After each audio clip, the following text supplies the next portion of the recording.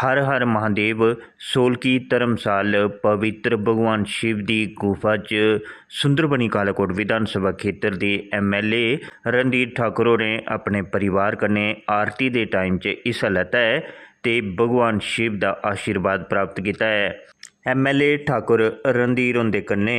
बाल कृष्ण ते कई होर भारतीय जनता पार्टी के मैंबर भी मौजूद है ते लोकें दा तांता लगातार लग्गे दा हा।